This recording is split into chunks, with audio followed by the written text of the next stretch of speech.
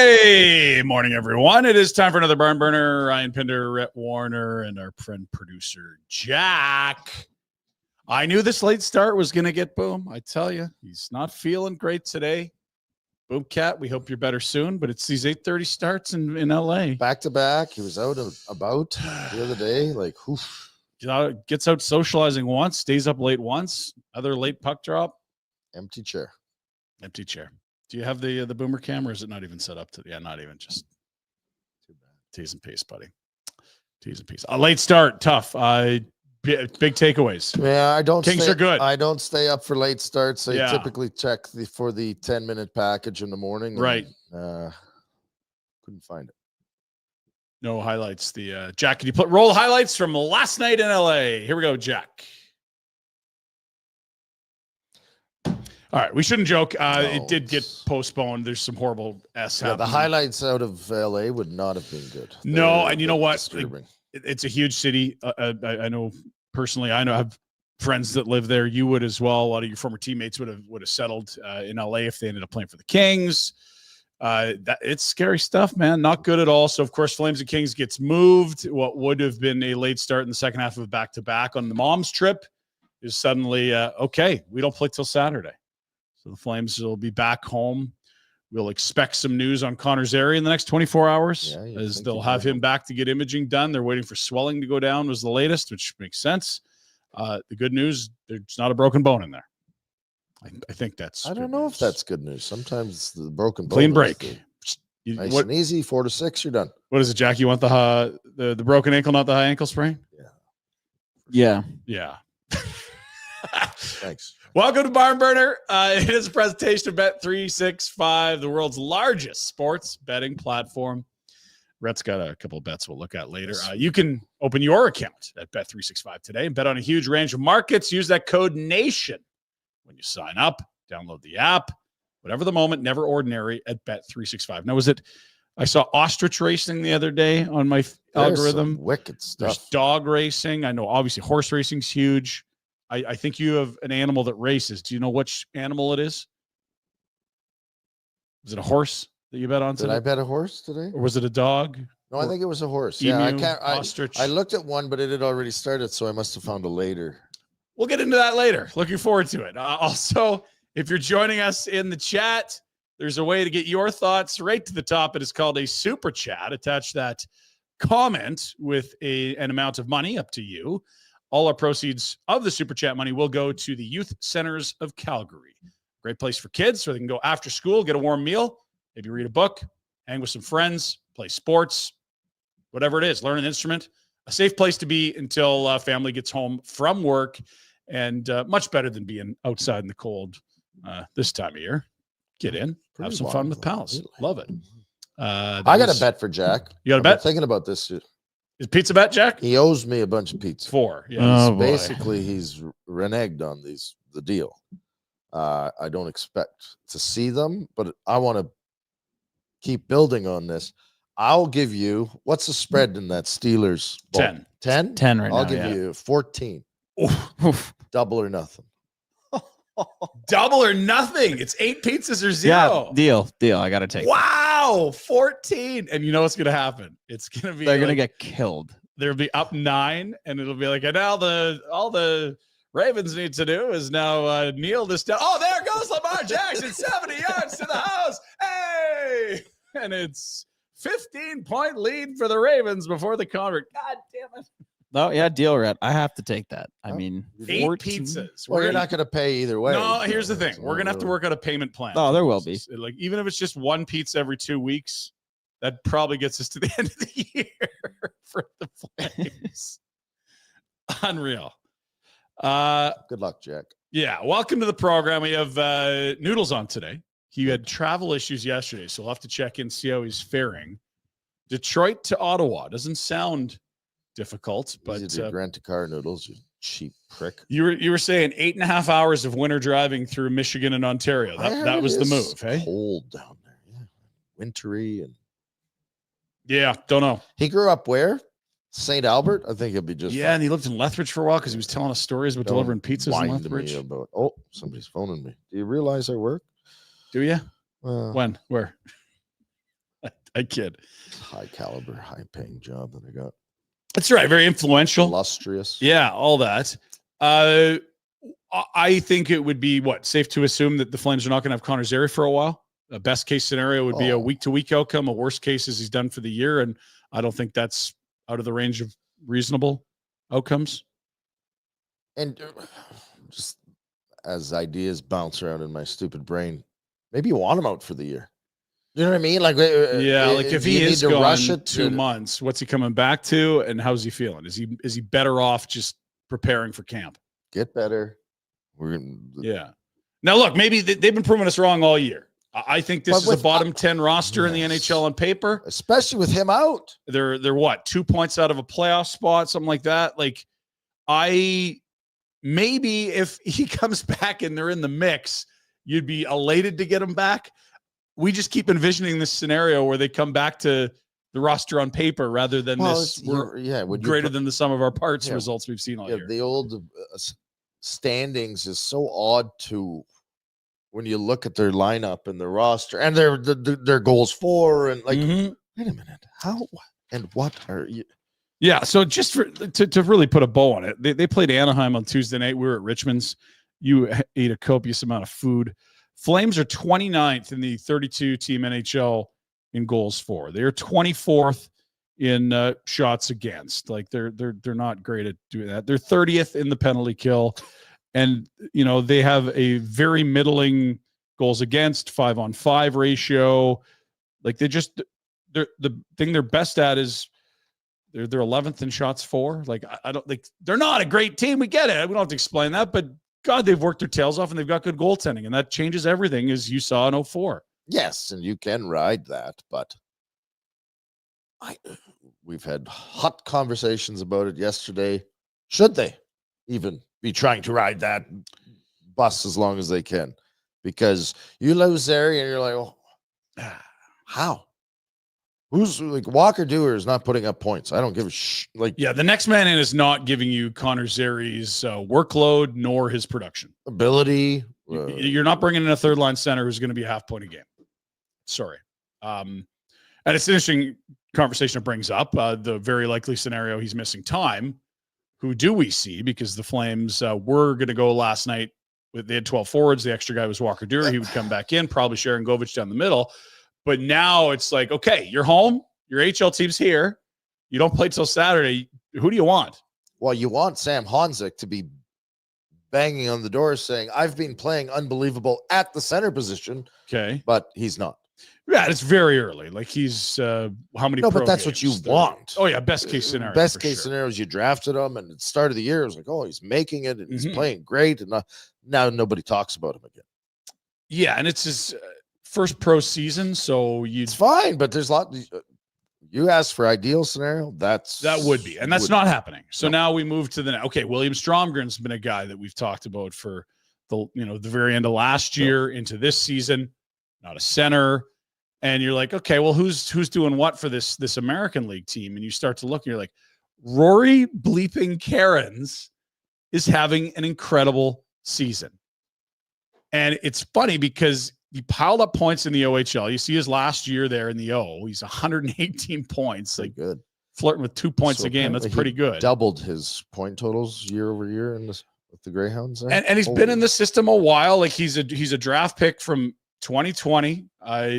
He's 22. He's not ancient, but he's not a fresh-faced first rounder from a couple of years ago, right? He's a late pick. The feet have never been a strength, but the points have always been there, which leads you to believe this is a high IQ hockey player.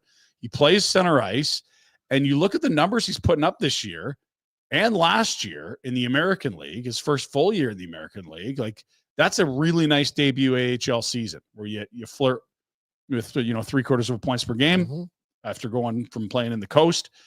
And this year he's a point per game player in the A. That's a really, really impressive thing to do as a forward in just their second year in the American League. Yeah.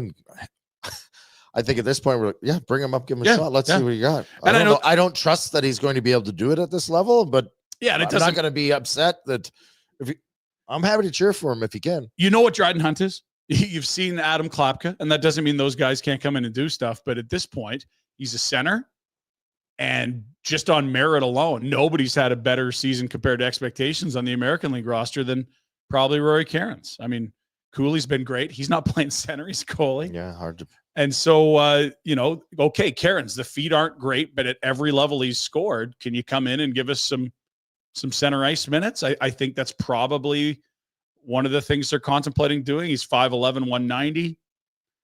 I don't know. Like he's put points up. He was named an all-star yesterday to the American League all-star game with Cooley, the only two all-stars on the team. Like this is the guy. He's going to get the look, I think. Yeah, and I'm hopeful that he does. That's great. But there's been a lot of guys that have played in the AHL and had amazing point production seasons that it doesn't translate. So give him a shot. Let's find out. But this don't hold isn't your breath that's going to take you to the next level. No, and it isn't hey, here, look at the next great Calgary Flames. No, this is the guy that earns the look. And what he does with the look, who knows? I mean, when Connor Zary earned his look last fall, we were like, he hasn't been that special in the A, and immediately he and Pospisil and Kadri came to life, and it changed the trajectory of the entire season.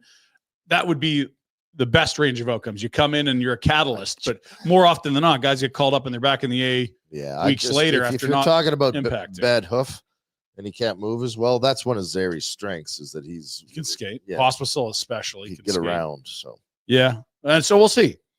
Elsewhere on the program today, the Calgary Flames will have to reschedule. Sounds like that's going to be an issue. Staples Center apparently busy spot. Busy. Yeah. Obviously, our thoughts are with people in LA as they're going through a disaster right now, but they are going to have to, on the business end, get this game played. And Ryan Pike's got a great article. We'll look at where that probably ends up. It's end of the year is probably the only spot they can squeeze it in. We told you we'll have Noodles. It was supposed to be 2 games and 2 nights and back-to-back games against the Kings. It won't be that. And the Kings will be here Saturday. That's going to be tough for the Kings because the Kings are part of that community that's going through obviously very tough times. So don't think that there's not going to be some shit hanging over their heads coming up here. Yeah, if you're having to deal with, and who knows where we're at by the time Saturday rolls around, but if you're getting calls from the home front, from family, like your wife, and it's people literally have bags packed at the door in a lot of places in LA that haven't been affected yet. Yeah, I don't know where everyone lives and whether the communities and whether they're close, but regardless, it's not ideal. No good at all. One thing we did get to do last night, we joked about it off the top, but you probably actually got to sleep a little more than you know. Oh, well, I also got to go crush the other Bow Valley team. Oh, we had a little BV on BV crime. Yeah, wow. They're running their mouths. They beat us last game. Big timers. You know that big Parsons? Parsons. Yeah. Okay. Big tough guy. Okay, had to show him who's boss. Really? So we tie game late. Put my top line out. Again? Yeah, 5 seconds. You riding lines? 5 seconds. Bang. Boy, Ethan. Wow. All right, Eth. Wow, he made the play. Hudson sniped it. I believe you. Sure. Well, you have to because. So this is the final tune-up before minor hockey week. All the hockey dads out there. We are ready for ESO. Oh, baby. Yeah, we're at Ernie Starr Saturday morning. Buckle up. Can't wait. U11. Let's go. Just gonna park my truck right outside and not leave. Just which rink are we at? I don't. Camp out. Tailgate. Bring what are those little half dome? Yeah, bring a hibachi. That's right. Yes. Yeah. One of the dads had that in Elkford. He was all keen. And we're like, it's -10. No one's hanging out here. Screw that. And We're going fight all the losers that are wound up. Excuse me. Yeah, I got some sleep last night. That was needed. It's been real busy. You said you were pissed off. You didn't get a nap. It's your parents' fault or something. Yeah, I took him to the airport. Jerks. Being nice. You can't just keep doing nice things for people, right? You got to look out for number one. But so I'm doing that today. No is an answer. That's right. I'm not good at no. Not good at no, especially if there's beer involved. But one of the things that we do notice at my house, less snoring, because I'm one of the people that has actually gone and visited your pal, Dr. J. Patel at Outdoor.Dental. They have this Soleil laser, which is used in all kinds of dentistry. But one of the things that somebody way smarter than us figured out is that it actually can be a really nice solution for snoring. You back and forth, pain-free, 15 minutes, come back in a month, do it again, 15 minutes over the soft palate, tightens up, doesn't flap as much. That's snoring. So less and more. Right? Yes. Stop pissing everyone off. Yes. Everyone knows the happy wife, happy life expression. I heard a different one. It was happy spouse, happy house. So there you are. It's the same. Maybe your wife snores. You can get her this. I'm sure it's Valentine's Day's coming up. Nothing says love like let's all sleep more. Yes. Let's deal with your snoring. That's right. Outdoor.dental. Again, 2 15-minute treatments to increase the tension in the soft palate. Non-surgical, pain-free. And also, dentistry can be a bit of a phobia for some people. Yeah, the person that I live with hates it. One of your children or the shoveler? No, the shoveler. She's a fraidy cat when it comes to the dentist. Yeah. Really? Yep. That's not easy. Now, so here's the thing. Outdoor Dental, cutting-edge technology. Make sure happy, healthy, confident. Well, see, here's the thing. Outdoor Dental, all high-end, new technology. Right. You're not going in there with the jackhammers like they used to, and that's why people had the phobias. It's She probably has some trauma from something in the 90s. Yes, she said that. Tink, tink. Yeah. The only place they'd go to was some old crusty prick that would just be grinding away in there. Yeah, I don't like that. Don't like it at all. So yeah, check it out. The website, outdoor.dental. Jack, we need an update. How are we feeling? It's funny. The three of us, we all have NFL teams. We made Boom get one a couple of years ago. Begrudgingly, he picked the team, the Bears. Don't know how he came up with this. He didn't want to pick a front runner, and he wanted to be a direct flight away. I felt like the Eagles. I thought he was going to be an Arizona Cardinals guy because he loves going to Scottsdale. Yep. But somehow, some way, he ends up with the Bears. He's not here today. Our three teams are in. So I want to go around the horn. Jack, how are we feeling about the Pittsburgh Steelers, who will play in Baltimore, a team they split the season series with this year? Well, I feel good about the 14 points Rhett's giving me. Right. I don't know if I feel any better than that. I saw Zay Flowers unlikely to play, so that's helpful. That's helpful a little bit. Throw the odds up here while we got you. Yeah, let's do it. We could steal that from the Pinder Report because we've got 2 Saturday games, 3 on Sunday, and then there's a Monday nighter, which I think is one of the more appetizing games of the entire weekend. So Jack's Steelers are the Saturday evening game, 6 p.m. Mountain at Baltimore. And if you look at the money line on the far right, they're pretty big underdogs, plus 390, Jack. Yeah, plus 390. Started at 8.5 as well, and it's moved to 10. 14. Moved to 14 in some spots. 14. I don't know. I don't know how you can fall ass backwards into the playoffs and then rally for one game. It's just been blown Mike out. Tomlin. But Mike Tomlin hasn't won in the playoffs in ages. 2016. I thought the thing was he always won in. No, he makes the playoffs and then he loses. This is true. So there's multiple things. He always has good results in Baltimore. Yeah, and game plans well against Harbaugh. Yeah, but then there's the playoff Mike Tomlin, which is like we're 9-7, we're 9-8, whatever the number of games we play is, we squeak in. They're 10-7 this year. Yeah. Mm-hmm. But it's just a lot of one and dones. Yeah. And I get it. It was like the corpse of Ben Roethlisberger for a long time. And then it was Kenny Pickett might be a thing. No, he's definitely not a thing. Yeah. You're kind of like just the good Flames. enough a coach. You're kind of like the Flames. Yeah. Like, what are you? Yeah. Like, and who's your guy? Like, are you really going to bring back Fields and Russ next year? I hope so. Or is it time to my uncle's actually a go Steelers find your fan, next and quarterback? I hate him too. Really? Which uncle? But that's the problem, though, Ryan. You can't find a quarterback when you finish 10-7 every year. Yeah. So you have to hit or be super patient when you look at where did Love get drafted? He slid, and Green Bay didn't need a quarterback, so they let him cook and marinate and stew behind Aaron Rodgers for 3 years or whatever. So Kenny Pickett, I thought was going to be the solution in the sense that he'd either be so bad that they'd pick high, or it's like, hey, you found your quarterback.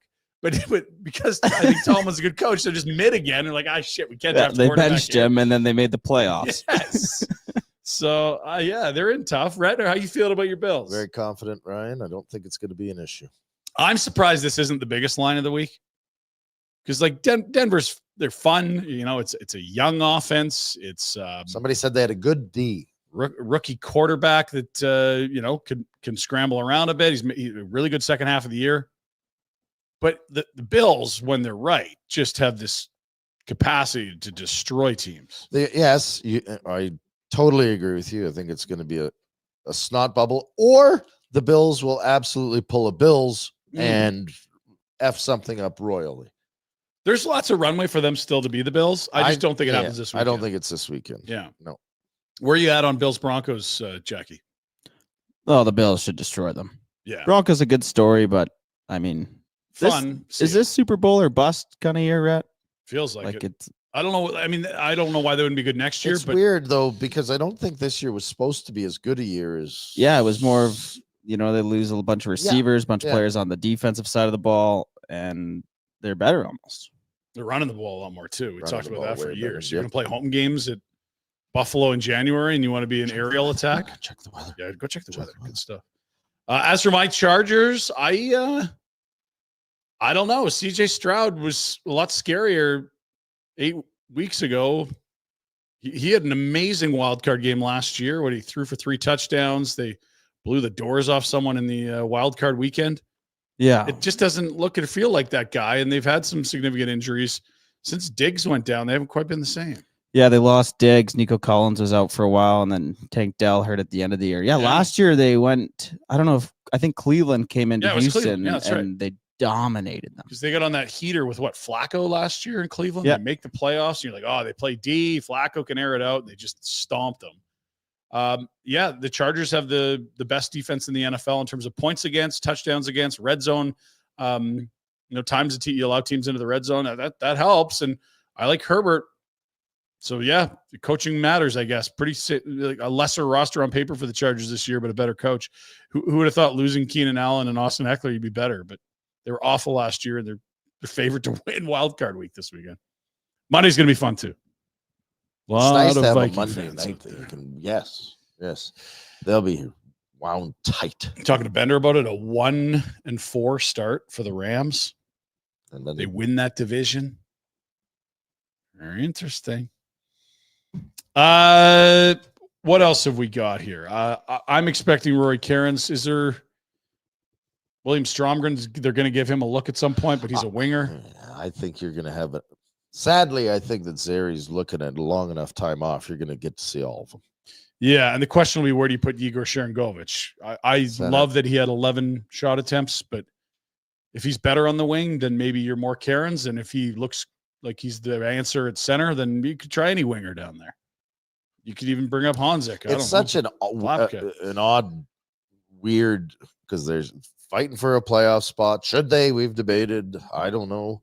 You lose your center with the most upside at this point, right? Yeah. Like Kadri. Your best young skater. Yes. Like he's not Wolf, but he's your best young skater. He's your best offensive talent. And now you're left with bringing a guy up for the minors, and you don't even, do you move Sharangovich? What are you trying to accomplish? Are you trying to find out if the kids can play? Mhm. Or are you trying to get Sharangovich going? Are you trying to maintain the position you're in and fight for this playoff spot? There's a lot of moving parts. And they've got some good teams coming. It's LA on Saturday. That obviously is a ways away still. But then it's 3 and 4 nights at Chicago, who a little better. They beat Colorado last night. They got thumped in that outdoor game. Because I think teams they ignore them. ease up a little, right? Yeah. It's like, okay, it's Chicago. We can exhale a bit. No, it's still the NHL. And then I think a very hungry Blues club. They look great in that same outdoor game where they walloped the Blackhawks in Chicago. And they've been adding. Like they brought in Cam Fowler. He played his 1,000th game outdoors. They're Holloway's having a monster year. Brought in on the offer sheet. And it's 2 opportunities to move up in the standings for the Blues. That's how they're looking at it, right? They can't. They're most games played, trying to get in. Yeah, it's a big matchup for the Blues as much for the Flames. And then Jets are good, no question about it. They'll play them twice in a stretch of 8 days, the 18th and the 26th. It's next Saturday and then the following Sunday. So you're going to see a lot of the Jets in Winnipeg the next little bit. Sabres in Calgary. It's a bit of an island, a 1-game homestand. Minnesota, they've gotten there. Washington in there.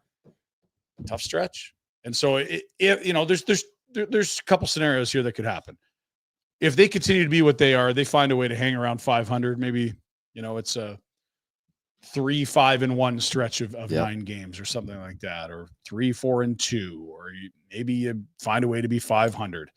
But there is a chance when you have this higher caliber of opponent that you just get on a bit of a skid, and in a weird way, give you clarity. Wouldn't Craig Conroy have a really good direction and I guess MO moving forward if you just knew the playoff probability was like less than 5%, so to speak. Like, okay, we're now far enough out. Let's literally look at all the options selling. Yes. Rather than, because he's going to let this group determine it. He's not going to go out and make a move before they've moved themselves into that territory. As long as they're within a point or two of the playoffs, Connie's not going to be selling S. No, you can't. And the team has earned that right to battle for it. And if they can get there, you give them all the help you can. But it's funny. We're always looking for clarity with this team. What direction? Even last year. Yes. And they ended up finishing, what, 9th from the bottom last year? But again, it wasn't until, they were 1 point out of the playoff spot in what, February or January last year? Yep. And it was like, no. They got this tough stretch of games that leads up to Christmas. By the time Christmas is around, well, no, they're still mucky middle land. And, it's the injury to Zary was interesting because they've missed Mantha. I don't know that he was around enough for him to feel like we're missing him guy. He was not a young kid. He wasn't. He was a guy that you were hoping to resurrect, and you'd seen good and bad of why he's moved around so much. You saw the full spectrum. You had dominant games. You had other games you didn't notice him. And so he didn't feel like a core piece at all. And Justin Kirkland would have been was a great story. 10-1 to even get one game this year with the club. It took the Cole Schwint claim on waivers and some other stuff for him to get in. He made the most of it. What a great story. Would love to see him back. That's the only other real injury they've had to deal with. And I wrote down a list the other night of, okay, the Zary injury is a core piece. That's your best young skater. He's an important offensive catalyst. Who would be the guys more important or more impactful to lose to injury? Because I think it's a pretty short list. Like, I'd start a net for sure. Yeah, always your goalie is going to be. Especially the way Wolf's going. Like, Vladar has been fine, but his win-loss record ain't what Dustin Wolf's is. No, you're not winning games. Total Vladar. Even if it's just one goal a game, that's a big difference for a group that can't score 4, right? Uyghur and Andersson. Yep. They're the only two guys that you can slide into a top 4 in any team in the league. Everyone else is, you're squinting, you're trying to, who plays better with who can patch over this. Like, they're your best 2 defensemen by a mile. And when they're right, they're both top pair in the NHL guys. Oh, yeah. That caliber of player. So those are huge. If you had to come up with a way to absorb the loss of Rasmus Andersson's minutes or Mackenzie Uyghur's minutes, that would be a huge challenge. And then the other place I would go is just down the middle. If you lose Backlund or Kadri, those are big minute center icemen, and they don't have centers. Well, and that's so you lose either a checking line or your scoring line if one of those guys gets hurt. Yeah.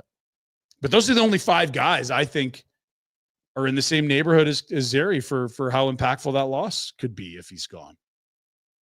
I'm trying to think of other guys. It's I don't think there are any. Like Huberto's playing really nice, but if he's not there, okay, you slide another winger in there. Yeah. Like it would hurt, but Coronado, same thing. It's like, okay, put Pelche in that slot, see how he does next to Backlund and Coleman. It's probably a fine line.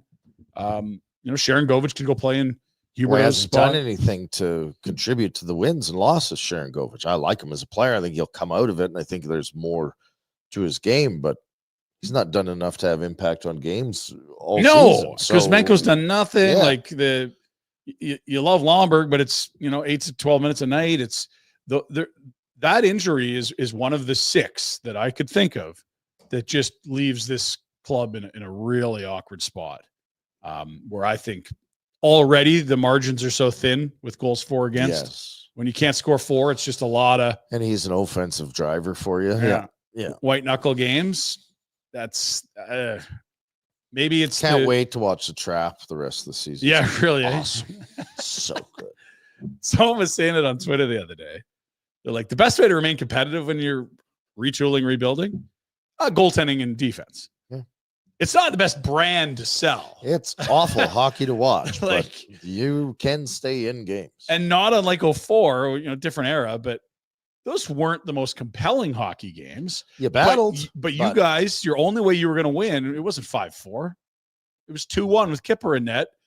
And if one got out of hand, okay, we'll beat the tar out of you. But there's one way for this team to hang around a playoff spot. It's defense, structure, work ethic, and even when everyone's in the lineup, they can't score 4 goals. So it's not far off of how they play anyways. And now you'd be even more inclined to sit back and try and play tight D. Oh, you're depressing. But they've proven us wrong thus far, right? Like all year, they've been way better. I don't like to. We thought.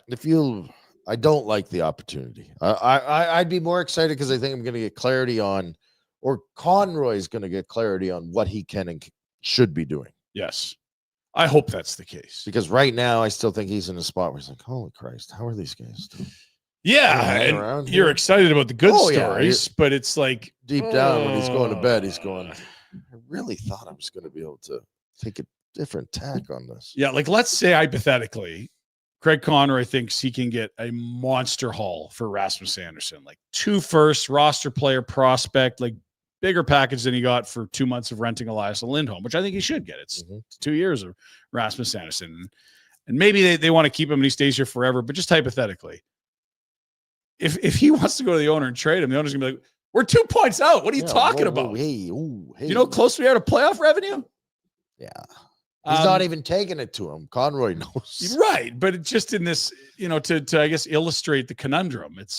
They really need to fall out of it before there's lose 5 in a row. You'll get some real clarity. Yes, totally that. So especially if 2 of them are to the Blues, who will pass you. Yes. You're like, oh, there's 3 teams to pass. Now we really have to climb. 8 points out and. So we'll see. It's a busy month. Back-to-backs all over. They lost one last night in the sense that that isn't a back-to-back, but they'll probably have to make it a back-to-back in the spring. We're waiting on Noodles. No Noodles yet? Where are we at for time? No Noodles yet. Okay, because I don't want to start a Pinder Report. Lazy. One of the things, what we'll do, tell you about our pals at Origin Brewing. Yes. Because, right over your shoulder there in the shot. Good try. There we are.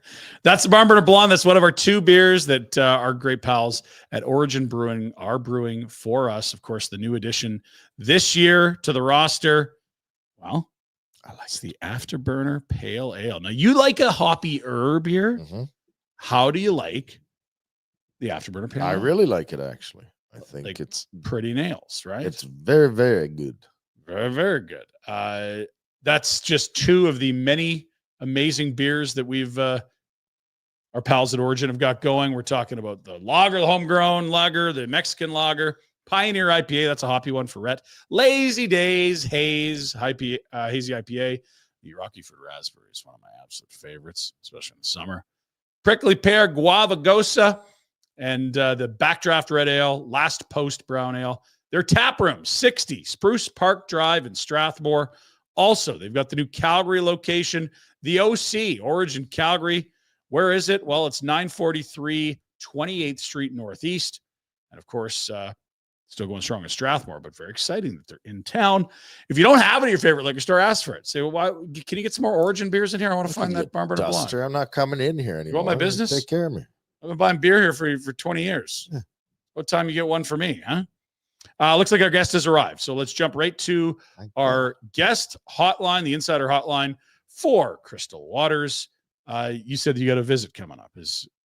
What's the story with Crystal Waters? They're inspecting? Oh, I got lots of things going on. Residential plumbing, heating, cooling services, over 23 years of experience, 30,000 jobs and projects completed. Basically, they want to be the guardians of your home's mechanical heart, whether you're a contractor, a home builder, or just a homeowner seeking installations, replacements, repairs, or maintenance. It's clearly one place to go. It's Crystal Waters, your crystal clear choice here in Calgary. Also a solution for all budgets, including financing and affordable payment plans. Crystal Waters Plumbing and Heating is your crystal clear choice for home comfort. From TSN, a former teammate of Rhett Warner, and you'd be interested to hear it. As we prep for the show today, who's sitting back on the couch watching YouTube? It's Rhett consuming a little overdrive. Some insightful comments, Noodles, on these other shows. Wow, that's impressive. It's nice to hear. I mean, once in a while, like I listen to everybody else's show. Maybe you should listen to mine once in a while. I'm listening, man. I'm learning a lot. Now it gets to the point where I don't have to talk. You just let you run. Oh, let me run. Believe me, I have to fight for the last 24 hours. I have to fight for time on my show because O-Dog and Hayes, you just wind them up. So it's all good. I mean, listen, when I'm in Toronto, everything's great. They've won 5 in a row. They're top of the Atlantic. It's just parade route. We're good. You talked about Tanev. It's been that impactful from your point of view for the Leafs? I think so. I think what happened, it's almost like the Ekholm situation in Edmonton. His plugging somebody like that into your lineup all of a sudden it stabilized other places. Not only makes your partner better, it takes some of the pressure off of other tandems, and that's what Ekholm did. It took pressure off of Nurse. It helped Bouchard settle down. That's your lead dog when you want to kill a penalty. I think that's the same situation, the same effect that Tanev has. I don't want to jinx it, so I'm knocking on. There's some wooden frame right here, but my biggest knock on Tanev has been health, because he's a warrior. The guy blocks shots, he blocks everything. Eventually he's going to miss games just based on how big of a warrior he is. But right now he's been healthy, and that's the impressive part.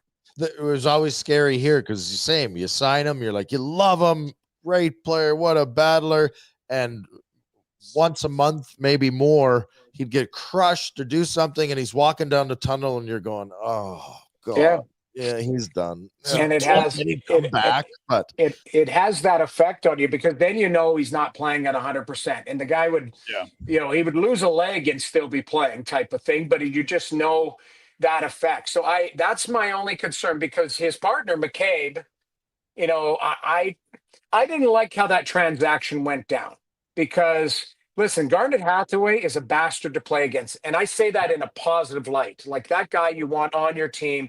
He's hard to play against. He gives a little knock to the goaltender. And McCabe, I thought McCabe took some liberties on the play. If you watch the whole play, McCabe, knocks him down.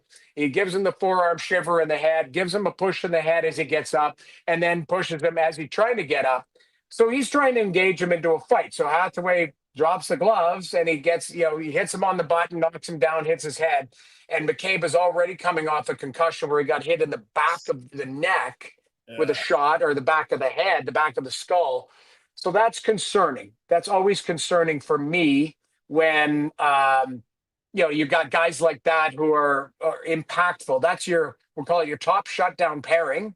And then, you've got Riley, and who am I drawing a blank on? Riley, Tanev, McCabe, Ekman Larson. So that's top four. Yeah. That top four has been really good for Toronto. So, the biggest thing is health for those guys. And, right now with McCabe out, they are going to miss him, but they would certainly miss Tanev more, if you ask me. Man, do you remember the shows we were doing a year ago, Noodles? Because it was like, Hannafin, is he staying or going? Lindholm, is he staying or going? Zadorov would have just been moved a month or so ago. And then Tanev is this expiring asset, blocking shots with his face. He might have gone down the tunnel 8 times. And it got to the point where we're like, okay, the deadline's in 2 weeks. Trade him now, take a little less, just so he's not hurt. Like, it was the most horrifying situation for Connie to be in because of the way he plays. Well, think about it. Like, we can always go back now. You're right. A year from now, we were having these conversations, and Zadorov wanted a big number. And, would some of these managers have buyer's remorse? I guarantee you, Brad Treliving has no buyer's remorse on Chris Tanev. Yep. But would Don Sweeney have buyer's remorse on Lindholm and Zadorov? The way things, I mean, it takes a while for guys to settle in. But I've watched them several times. I think Zadorov, they expect more from, and I don't know if we've talked about it a million times. I think in his mind, he thinks he's a 1. Yeah. I think other people think he's a 6. He's somewhere in between there, which depending on any given night, right? Depending on any given shift. Yeah. Yes, exactly. And then you've got Lindholm, who, I think he's a special player, but he needs people to play with. And if you have no chemistry with David Pastrnak, then you're trying to find guys to have chemistry with. It gets a little bit leaner. Jake DeBrusk, I thought that was a big loss for Boston. Because DeBrusk really fit in as a Bruin, and now he's settled in as a Canuck. But you take his, we'll call it 25, 28 goals out, round up to 30, because he's still only 25, 26. You're missing that, and I don't know. That Boston team is a really interesting case study for me, because I just don't know where they're going to end up. It's funny because they've been the recession-proof team in a sense. Like, they Okay, well, when Chara's gone, nope, they're fine. Okay, but when Bergeron, nope. Krejci, nope. And they have this incredible best regular season we've ever seen, and then losing the first round, and then well, now they're gonna Finally, it's catching up with them, and it's funny because they've actually not been great at asset management. Like they gave away Sagan for pennies on the dollar, Thornton for pennies on the dollar. They did that crazy 3 draft picks in a row in the first round, have almost nothing to show for it. When the next guys off the board were like Connor, Barzell, and Shabbat. It's just wild. And I don't know, like they clearly don't have any interest in tearing it down when you look at the commitments they made to guys that were already older. But for us, it's like, okay, Lindholm, it was a prove-it year, didn't look motivated in Calgary. Okay, maybe it's the contract he wants out. Vancouver, very meh results until round 1 of the playoffs. He was okay. Now Boston, like we're talking at over a full year, like close to season and a half, 2 seasons, where he just looks like a middle 6 center. Special is too strong for me. You said special, like he's a tool man. He's a blue collar player all of a sudden. He's not a white collar guy where you can. And he was that. Numbers. Sorry, I'm going to jump you before you go. Yeah, he was that before he started playing with Gaudreau and right. Well, so yes, you're going to the language police. You're right. Special. I got a little bit aggressive there, but he is. To me, he's a very good player, but he needs the right setting. And, it worked, with Johnny. Obviously, Johnny was a special player. I'm not going to argue. You're not going to argue with that on me on that one.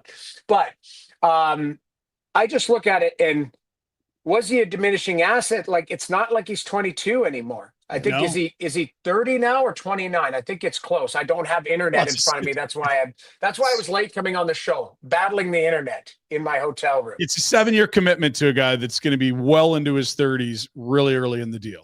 He'll be 35, 36, 37 when that deal's over. That's all you need to know about his age. Yeah. So at the end of the day, I look at Boston, I look at some of these assets they moved away from. And again, the Flames are right there, so it's a really good thing, the turnover, and you're having young guys push through and compete. And, are you bundled up? This Vancouver team, I don't know what to make of it. I watched the game last night. They didn't give up much. Pierre-Luc Dubois has had a little bit of a resurgence there because there's a case study. Didn't work in Columbus, didn't work in Winnipeg, didn't work in LA. All of a sudden it's working in Washington. But hang on. It did work in those places. He just wasn't happy. You're right. You're right. It's wild case study. We talked about it yesterday, and no one's saying you could look back and have seen this coming. But Washington was the one team that had the balls to do it. Boy, did they look smart. Well, it does, because you got him for pennies on the dollar, right? You didn't get him at 8.7 or whatever he was making with LA. But there were times where he looked like world beaters, and there were times where I think there was a shift. I like to give other analysts credit. I think Keith Jones, when he was an analyst, he pointed out a shift. It might have been Jonesy that pointed out this shift of Pierre-Luc Dubois. It was half-ass up the ice, half-ass, and you're going, that's what this guy is. That's what you're paying all this guy money for. But at the end of the day, it never worked in LA at all. Like, he just wasn't a dangerous player in LA. Maybe because he was, I don't want to say miscast, but he was farther down. You had Kopitar, you had Deno, then you had PLD. Like, you had depth there, right? But he looks good in LA, and to the point he scored both goals last night, and both of them were pretty darn good goals. One's in front of the net, wins a battle, gets inside on Hughes. The other one's, the breakaway in overtime. Not breakaway, a partial in close in overtime. Yeah, but you'll take it. So it is interesting to see, where we were a year ago with some of these teams and how the turnover has either been positive or negative, or the jury's still out. I want to bring you to some Flames news. I'm sure you saw the Connor Zary hit. I don't know that there's any ill will. I don't even know if it was that dirty. It's just a guy was lying down, so he got the penalty. More importantly for the Flames, they're likely to be missing Zary for a long time. They'll get imaging done today and maybe an announcement of some sort of a timeline, whether that's weeks, months, or end of the season. No one's expecting him ready Saturday when they play next against LA here in Calgary. Just a thought on what you've seen a guy show in this league in the only 14 months since he got called up for the first time, and what kind of a loss it is to this group. Well, it's a big loss, and you're right. You're waiting. You're hoping that sometimes you hope for good news, and I don't even know what good news would be in this scenario. I mean, what would be a positive news break? Yeah, A month, it take a month exactly. for sure. Yeah. So let's say 2 to 4, 4 to 6, something like that would be, hey, that's good news. You're going to see him again, and he can still contribute. In looking at his body of work, I think he's got all the tools. I really like him. I think he's a good skater. He's got a good shot. He's got really good instincts offensively. He's not shy of the physical stuff. I don't see him shying away from it. No.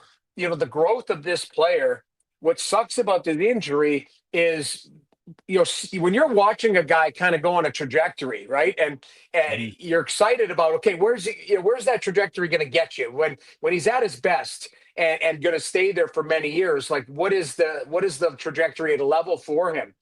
He's got a high ceiling for me. And in the time that I've watched him, I think he's become more and more dangerous as he's gotten more confident on the ice. Where knowing his spacing, knowing where to go, knowing when to use the shot or maybe hold on to it. And that, I think, I'm going to give credit kind of to the players around him. When you practice with Kadri, you practice with Huberdeau, with guys who have been around the league, even Blake Coleman, guys who, have won and been in all different situations, you start to watch and pick up a little bit of their game. A little bit of, hey, you know what? I can hold on to the puck here. I can make the play. Or you're watching a guy going, you know what? I would have done that a little bit different. I would have rushed that play because I didn't have much space. So I look at it. I think Zary's ceiling is very high. He hasn't reached it yet, but he's on that trajectory to be, for me, a top tier player, which is impressive. And I like that because that's the type that you want to push through to make the Lindholms and everybody else expendable. The Zarys are the guys that are the ones that are pushing guys out. I've been really impressed with him at center ice. I didn't know what it was going to look like. Like, he came up and played wing last year with Kadri and Pospisil, and it had piss and vinegar and some creativity, and he shares the puck and has vision so Kadri can get his looks.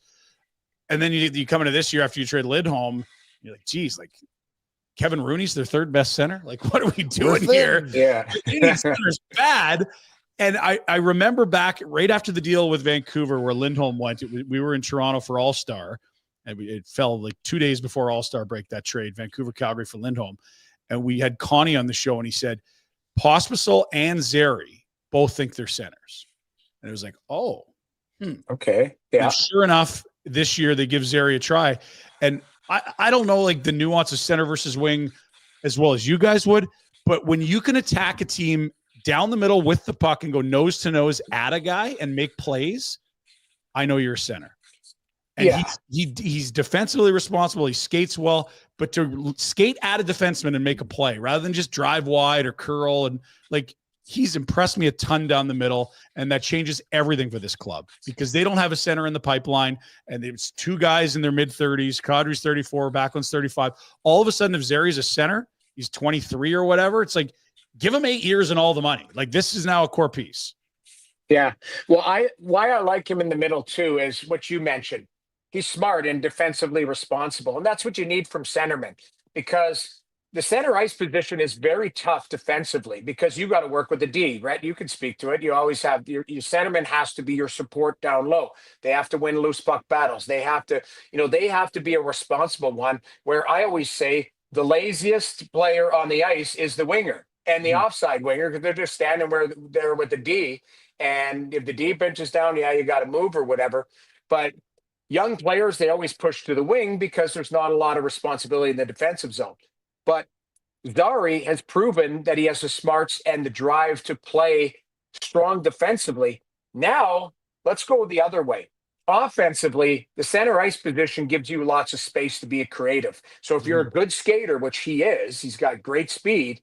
Now, if you're a skater and you've got good hands and you've got confidence, center ice position's where you want to be, because now you can distribute the puck, you can have quick give and goes.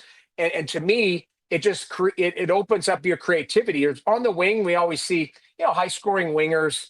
Iggy was a winger. You look at Panarin and guys like that, Patrick Kane throughout their career, they're wingers where they drove lines in different ways. The centerman drives the line for the most part because they develop speed through the neutral zone, and they're the ones that support the play. So I like Zary at center. We'll see if the progression continues to roll or when he gets back. But there hasn't been, for me, a night where he's looked out of place at that position. gonna be a tough loss for the club. Yeah. Last night was supposed to be game 41. It got postponed. They were in LA. That's a tough look. You got a ton of pals out there. That's scary stuff. Yeah. Wolf at the midpoint of the season. It was likely going to be a Vladar start. This is his first full campaign. You got a little bit of a look down the stretch last year. What have you made of the young Californian in net who has always just been too good for every league he's played in, but he's too small for the NHL, Noodles? Well, he's not too small for the NHL. It's now for me, I want a crystal ball, or I just want to hand him and go, now you're 2.5 years older now. I'd love to see what he's going to look like when he's 26, 27, 28. As far as not in the physicality, because he's going to get a little bit, we call it man strength. You get a little bit stronger through workouts and through, he'll know his body better, put it that way. But just between the ears, handling the physical duress, I still believe, and I've changed my mind on this, but I do think he has a chance to be one of the rare few now we would call 60-game starters, because he's done it everywhere else. Yeah. So why not at we just lost your audio there, Noodles. Special. Oh, yeah. I know. My mom was calling, and I've got it on like Focus or whatever. Yeah. Right. I'm in the basement. She's bringing the meatloaf down. But no, he's got a chance to be a 60-game starter. I didn't think he was going to be. I thought maybe he'd be more of a tandem guy, but I do believe he's had success everywhere that he's played, and he's had that durability. So now it's just, we talk about Zary ceiling and we're watching a progression. There's no shame in him being, if he got 50 games this year and then developed into it, you don't have to hand him 63, 65. Now, Edmonton kind of did that backwards with Stuart Skinner. They signed Jack Campbell, right, out of necessity. They signed Jack Campbell and said, you're going to be the guy, but we've got this young goalie we like. Well, that hasn't been that wasn't the case. And then Skinner ends up playing, 58 and now, 58 last year and 82 with playoffs. I think Wolf is going to get to that next level. I really do. I think he's that special of a just a talented goaltender. Size is always going to be a problem, but you see Saro spot through it. He's a special goalie. I think Wolf is a special goalie, but again, I want to hand him 2.5 years of growing pains and experience and see what the end product looks, but it looks pretty damn good. Yeah, and depending where you go, there's different numbers for goals saved above expected. He's like a +8. Like, he's taken 8 goals away on the course of the season. Dan Vladar in the same environment is a -7. And that's just one place. But I think everyone would say Dan Vladar is probably a backup in the NHL. We don't middle of the pack backup. Okay, sure. There's a clear gap right now between the two, and that's his first year in the league. I've been impressed. Yeah, and there is a gap, but even if you just, for the naked eye, okay, from a goaltender, take stats out of it, goal saved above expectation, all of that. But when you watch his skill set, the difference between the two, Vladar's got size, and I like his feet, and but there's nothing that jumps out at me about Vladar that says elite this, elite glove hand, elite puck handling, elite.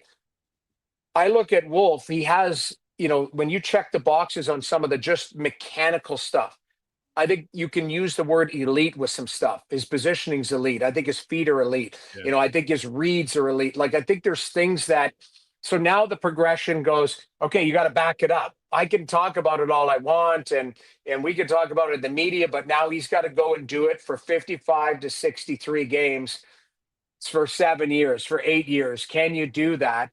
And with your team in a retool, and maybe you're not going to be a playoff team, maybe you will be, that type of stuff. So I look at the two, there is a separation, but there always was as far as skill set, but now the proof is how they're playing at the NHL level. I like turmoil. We could talk about the Caps or the Leafs and how good they're doing. Yeah, but who's hurting though? But there's two teams out there that it feels like, what the hell is going on? Vancouver, who's still hanging in there, and the Rangers, a team that I think I actually have on one of my bets winning the Stanley Cup. This team goes to the semifinals last year. They're one of the best. President's Trophy, President's Trophy, and the Canucks. everyone thinks they're going to, last year was the blip. No, now they're going to build off that. How are you dealing with these if you're in charge of those two or are they to blame? Like, is Drury to have some blame for this? I think Chris has to have some blame with this because, there is, okay, let's just all go separately on one, because the two of them, they're chaos, but I think they're for different reasons. Like, that's the difference. Like, Vancouver has had chaos because even if you just look at, I always say the spine of the team, the goalie has this injury that he's coming back from in the playoffs against Edmonton, and then he's not available to start the season. They are damn lucky that they signed Kevin Lankinen.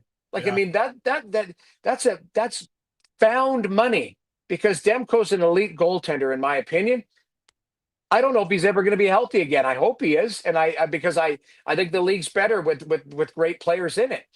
So there's the Demko situation that was crazy. JT Miller takes a leave of absence, and you're like, okay, this is personal. Hope he is all right. This is personal. Like, let's not mess with personal lives. But just, I look at Vancouver, and I love Rick Tocchet as a coach.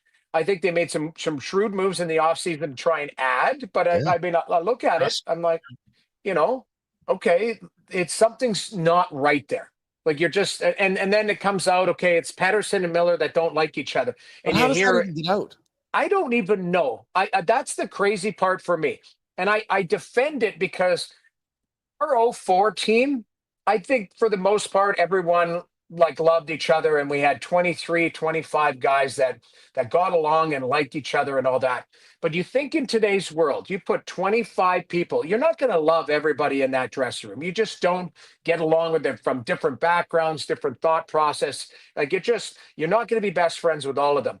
But the one thing that's always been constant when it comes to pro sports or any even businesses or anything, even if there's dysfunction, you be pros and you play hard. And regardless of what happens, you can hate the guy across from you, but he's your teammate when you go out on the ice. And something is weird in Vancouver where I don't know if they feel like they felt that they could have handled it internally, and it just hasn't been handled. Now it's spilled over and it's awkward. Like, that's the one word when I think of the Vancouver Canucks, I'm watching and I'm watching Miller, and Miller's a hell of a player. Yeah. And then, Pettersson, when Miller wasn't there, Pettersson stepped up, and then the two of them together, they're not having great seasons when they're both together. It's just a weird thing. To me, it's just awkward, because a guy like Rick Tocchet would look at them and go, get your act together, because you're playing for me, and that's it. So the fact that they're still in that playoff spot area is, miraculous for me, because they got good players. That's the one thing. So I'm going to park Vancouver and go over to the Rangers. Something is off there, like completely off. Like, I don't know because Jacob Trouba was the problem. Well, traded him, they go south. And then Capo Caco, you trade him for a third and a fifth. Okay, but is your team better? Like, are you better by subtraction? Like, that's the thing. That hasn't been the case. And now you've got Shesterkin that's injured. I watched them play the other day. The one thing that I could pinpoint is their stars had no emotion. Panarin, his hair was dry.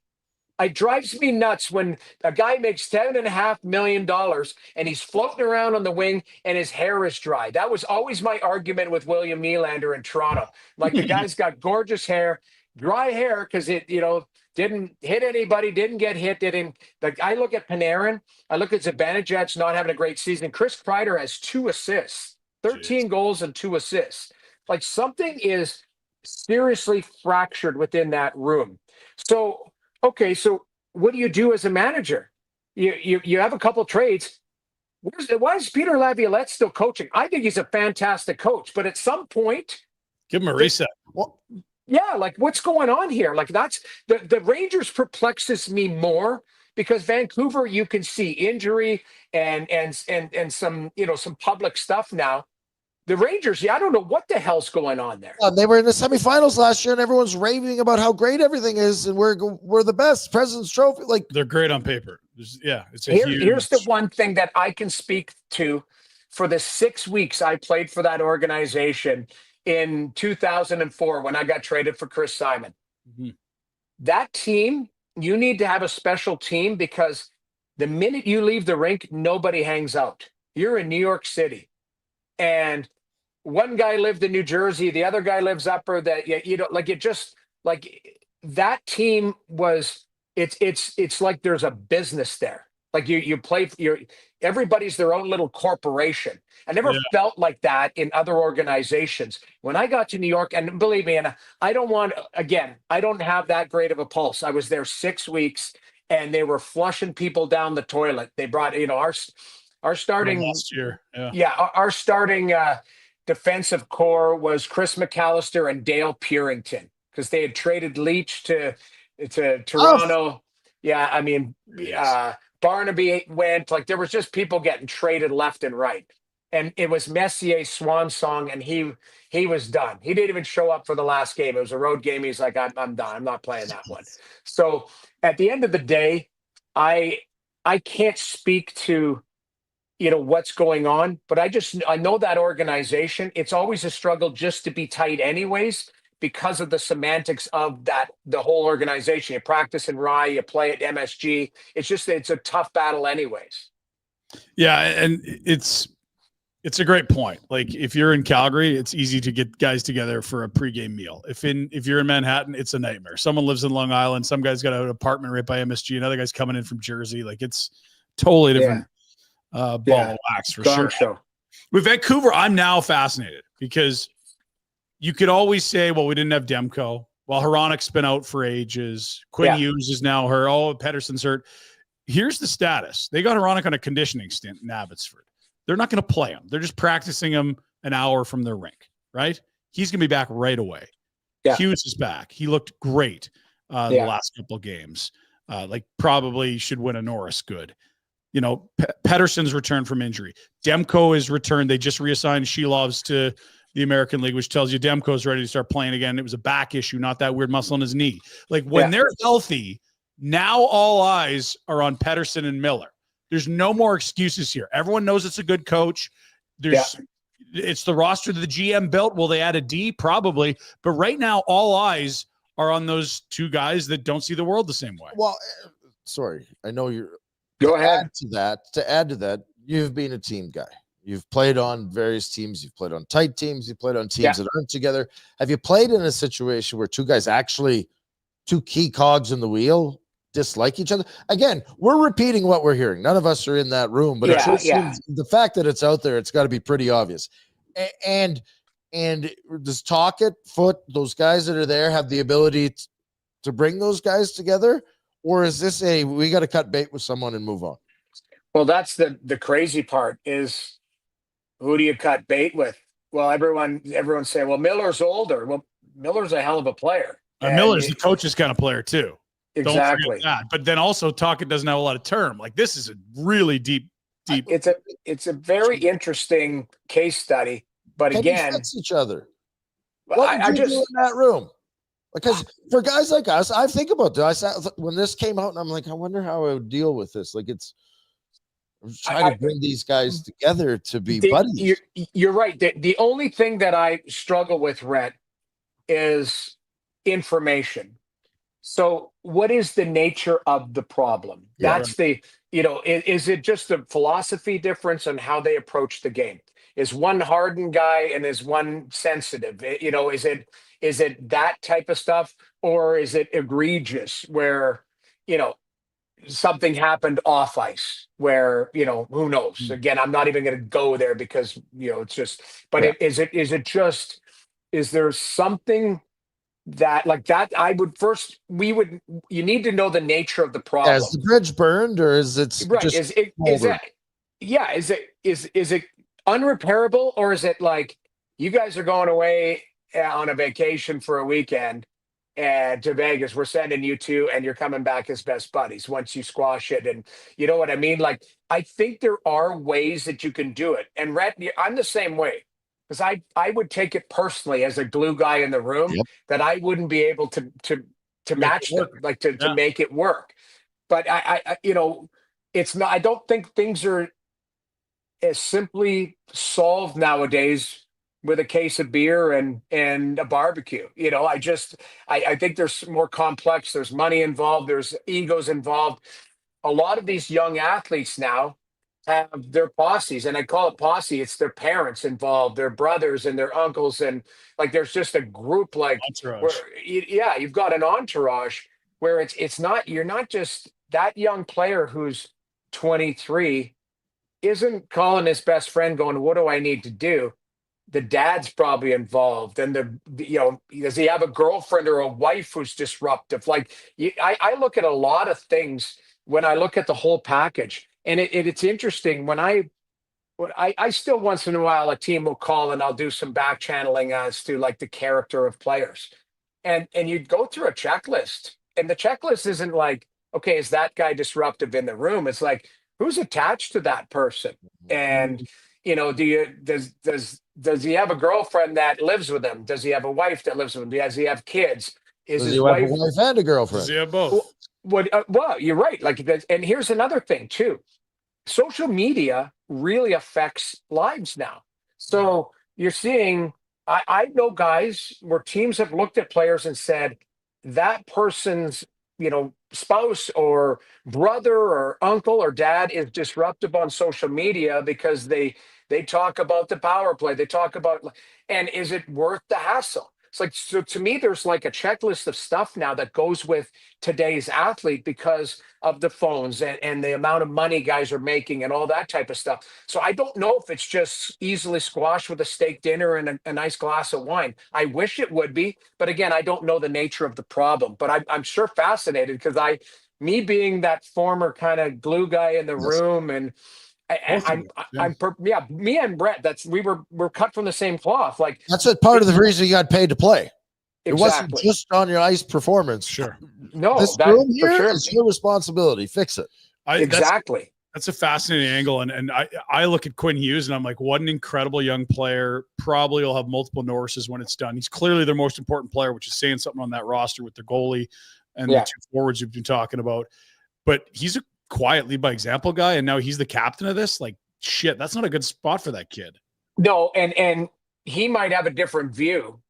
The hardest part is if he's caught in the middle because he might be really close separately. He might be close separately with them. He might golf with JT Miller and go for dinners with Pettersson, because and that's the hardest part. You're in the middle because if that guy's, mother, whatting to him, he's the guy in the middle. And I don't know if he's the guy that stands up and says, smarten up, you guys sort it out.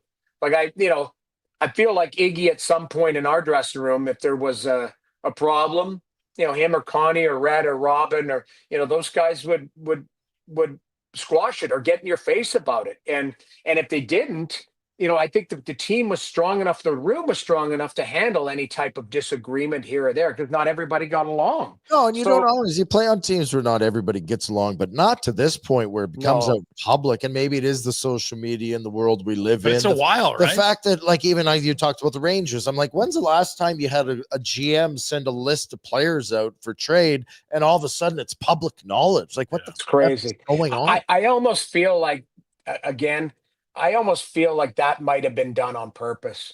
Yes. Because I don't. That's I know managers. You like that? Yeah. I know managers that do you think Lou Lamoriello's sending out a list and letting it leak to the media of who's available, who's not? And you're right. I think where we're not looking through all of this, and we should, because I want to absolve managers and players and all of this, is agents. Agents always have ulterior motives. Look at Fleury's guy there, Walsh, Alan Walsh. The tweet with the stab in the back and stuff like that doesn't help a player. I think Hubie's got Walsh too, doesn't he? He does, yeah. Noted Alan Walsh enthusiast, Alan Walsh. Right. I'm always tweeting, but only about my clients, and I will not respond to any questions, but I will pop them up when they play. Thank you for your very unbiased view of the world, Alan. Tell us about your podcast. I'm sure it's very rational and balanced. It's funny because I met him, and I actually like him. He's a nice guy to chat with. But, and he is a great agent. But he knows where his bread is buttered. Like, that's it. Like, he fights tooth and nail for his players. I don't love that he hates Gary Bettman.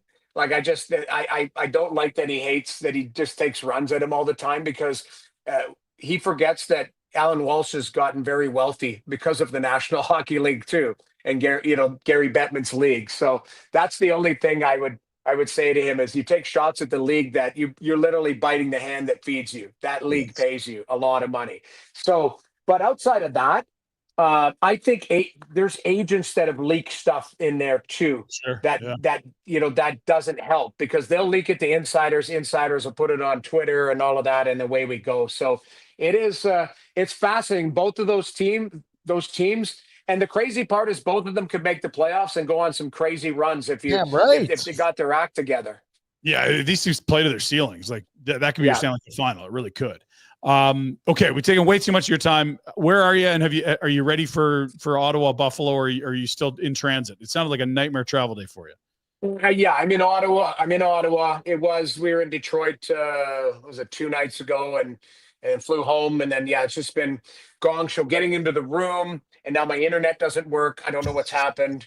Like so I was on my phone battling, and that's why my mom was calling, because I usually go on, you can put your phone on focus and nobody will interrupt it. But somehow my mom has a bat phone somehow. Yeah, you got her on the Noodles. Yeah. It's your mother. You always answer. There's more important things. She's got a Fido. She has a Fido prepaid flip phone. I am not lying. She does not have a smartphone. I don't mind that part. That's probably keeps her sane. She has an iPad where I can text her, and I send her articles and stuff and all of that. And she will text me back like a little bit, but her phone, there's no text available, no nothing. She has a Fido flip phone, old school. Love it. Yeah. Enjoy Sabres and Sens tonight. Hopefully you guys get Ullmark back soon. And in all seriousness, I hope your buddies in LA and everyone's doing all right. Yeah, I talked to a few of them. One of my buddies, Joey, sent a picture from his bedroom window the other night, and it was like, I'm like, God, that looks pretty close. He's like, it's farther than you think, but he goes, it's heading this direction. So who knows? It's been ugly for a lot of people out there. I hope everybody's safe. So thanks, buddy. Chat soon, guys. Yeah, love it. There's Noodles, Sabres, and Sens. Sabres and Sens, Sens and Sabres. Yeah. 2 perpetual rebuilds. One of them might be coming to an end here. How about that? Noodles, of course, joins us on the Crystal Waters Plumbing and Heating Insider Hotline. Give them a call, 403-219-4100, or check them out at crystalclearcalgary.com. And again, payment solutions for all budgets, financing, affordable payment plans, whatever you need to get done. Also, you Barneys out there, how about some discounts and upgrades up to $1,000? If you're looking at a new water heater, air conditioner, furnace, give them a call. Check them out. Crystal Waters. Anything stand out there? A lot. I mean, I just think when you talk Rangers and Canucks, it's just mandatory popcorn. There's not more entertaining teams out there. It's like there's a lot of teams that are just cruise control to the playoffs. These are the most fascinating experiences. I agree with you. And 2 teams that he said at the end, you could win it all. Yeah. You could absolutely get hot the second half, and all of a sudden there's a kumbaya moment, and they're the St. Louis Blues. And they're hoisting a Stanley Cup. Well, the Canucks without Besser for Game 7 and without Demko the whole series, and Pettersson was shit, and they had 2 cracks at knocking out Edmonton. Yeah, like if they win 6 or 7, and they did it without 2 of their best 5 players, and Pettersson basically wasn't there. Like they were close. I know you think about all the ink spills on the Oilers. They almost were done in 6 against the Canucks. And I love the conversation with Noodles about this, because what we tried to talk about was what. I'll throw myself in there too. Yeah, hell yeah. We put a massive amount of our thought process when we were playing into making sure rooms never turned into this. And to your point, like there's a lot of guys, sounds like a shot, but the difference between the 40th best goaltender and the 100th is not a lot. The guys that get the jobs are the guys that are great teammates. Yeah. Like Scott McLennan did it forever or whatever. Like you look at around at long journeyman backups. It's not the best goalie they could find. It's the guy that could play that role and get along with everyone. It's you got to be a great glue guy if you're going to be a backup. And so, I don't know. It is fascinating watching those 2 teams that are. I mean, again, I think Vancouver's doing all right with all they've been dealing with. Mm-hmm. The Rangers have just cratered, and I actually don't see them coming out. They got up 3-0 on Dallas the other night. They've got Shesterkin returning to the lineup, I believe, tonight. But the schedule is just murderous. I think they have the Devils and then like the Avalanche and Vegas. Like it is a murderer's row, that schedule. We put it up like 2 weeks ago. If you can find it, go pull the Rangers schedule because 38 points. I mean, I guess it's not like you're that far out of a playoff spot, but we're talking about Columbus being in a playoff spot. 42. Yeah. Like they just need a good 2 weeks. It's just that they've been dog shit for so long. Turmoil. Yeah. Yeah. And it's almost, I wonder if they were at 30 points before all this shit hit the fan, right? Like I don't know. They were at 6th in the league when that name of that list of names got leaked. Same roster. And just one of the worst teams in the NHL since that happened. You know, Larry Brooks is calling that room into question. It's got to be, but you also got to look at the GM and the owner and be like, well, was there a different way you could approach this? That's just it. To me, it's like, yeah, the room's responsible, but I think they're flipping the bird to somebody. Yeah, I don't think they mind the coach. I think they're looking at the owner and the GM saying, F you. Is this how you're going to treat us publicly? Yeah. Like, come on. And they all got no moves. That's not easy. Let's get to a Pinder Report, shall we? Yes. Exciting news. Boomer's vomiting today. Sadly, not to do with the Pinder Report. Did he take video? Different consequences would have. We've been okay with it. What was it? The relish guy got him mustard. Yeah, relish. The hot dog. Yeah, the hot dog guy got him real good. So, unfortunately, different circumstances for his vomiting today. What do we need to tell you about Village Honda? Well, it's your dealership for life. Pretty simple. Northwest Auto Mall online, villagehonda.com. Whether it's brand new stuff that's in the 25s look unbelievable, or the pre-owned. They got tons, and with the dealer group, whatever you're looking for, make, model, color, whatever your thing is, they'll find it for you. Also, the 2025 hybrid touring CRV in stock now. It is the 2-motor hybrid powertrain. All right. Econ mode, Eco Assist, real-time all-wheel drive. Tops in its class, certainly built for our crazy climate here in Calgary. The Touring Edition comes with Honda Sensing Safety Tech, 19-inch black aluminum alloy wheels. You love those. And for a limited time, $1,000 of Honda bonus, and qualified Honda owners receiving additional $750 loyalty bonus as well. VillageHonda.com for more. Your dealership for life in the Northwest Auto Mall. Let's head to Flames Nation, Rhett. What's going on? What are people talking about? It's happening. Flash? We got some Pike. We got a lot of Pike here.